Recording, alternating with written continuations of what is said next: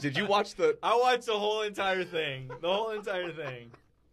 Granted, I was watching it in my office, in my home office, so I did have, I wasn't. It was all in the background. Yeah, I wasn't fully invested in it after the second or third round because I was hoping that some of these Texas guys would get drafted in those 3 rounds.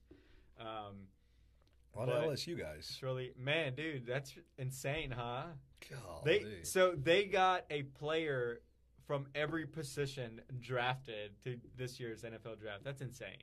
Yeah, I don't know. How did Texas lose to him? One score?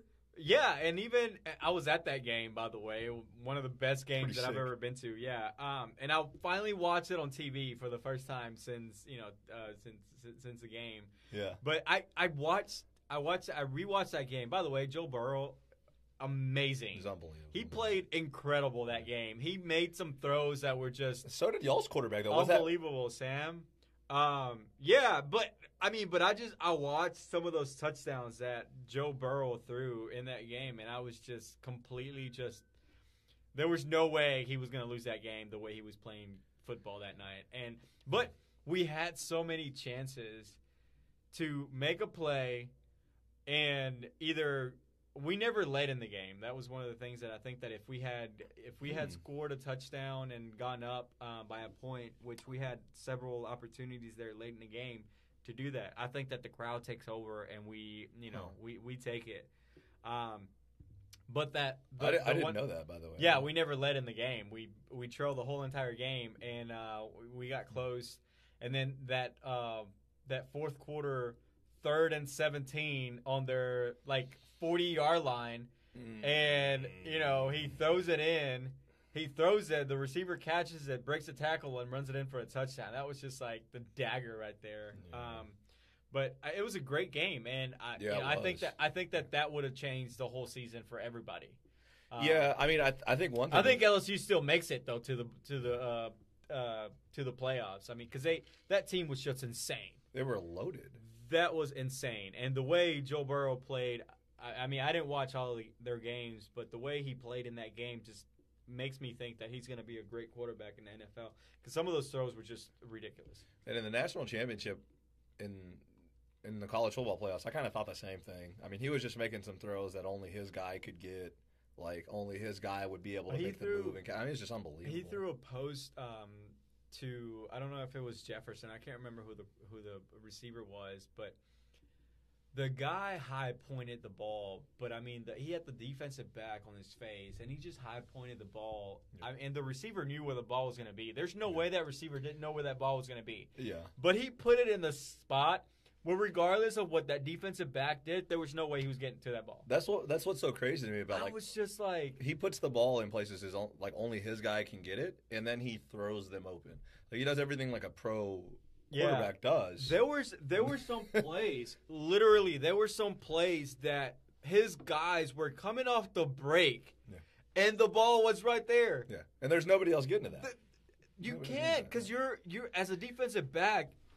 You're playing your man or you're playing your zone. Yeah. And before you can even react, I mean it's insane because even if you're playing zone, you're watching you got everything in front of you if you're playing zone, and you're seeing everything, but you're still kind of watching the player kind of run his route, or you're taking into account your area that you're covering. These guys were running routes, and they would turn around, and the ball would be. It was incredible. It was the guy was. It was gorgeous, dude. It was just fun to watch. Yeah. I mean, it really was fun to watch. That Texas and LSU game was fun to watch. If you don't have a rooting interest in it, I guess is what I should say. But I mean, when you talk about what he was throwing to, I mean, he was throwing to awesome receivers too. And that when you have those two things together, a really good quarterback, and then on top of that, 3 of my guys are going pro, or 4 of my guys are going pro. Every single player on that team, from every single player that went to the NFL draft, that got drafted.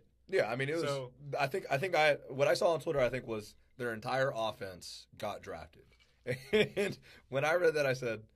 Yeah, they are the best team ever. So, I admit it. No, and I think Joe Burrow had, I mean, numbers wise, he had one of the best seasons. But I think overall he had, if not the greatest, he could arguably have the best season ever in college football. Like single season, like performance, the guy threw more touchdowns than anybody else. Passing yards. I mean, he broke, almost all of the offensive records. Yeah, Joe Burrow was just unbelievable. I think when he threw for like I said, more touchdowns than anybody else in college football, from what I remember. Yeah. And he broke the guy from like Hawaii. Like, I mean, when you're breaking people from Hawaii. Do you remember that? I can't remember the name of the guy, like but like, do you remember? Or something Yeah, he threw like over 50 touchdowns or something. Insane. There was a string of like quarterbacks from like Texas Tech, mm-hmm. and Hawaii where they just put up like ridiculous numbers, and Joe Burrow just smashed them. And then on top of that, LSU had a defense. Yeah. So like that's why I think it pushes them over the top of like I mean, we're never going to get to see these hypothetical games of like 2000 Miami versus 2019 LSU, which would be a hell of a game. I mean, there's a lot of.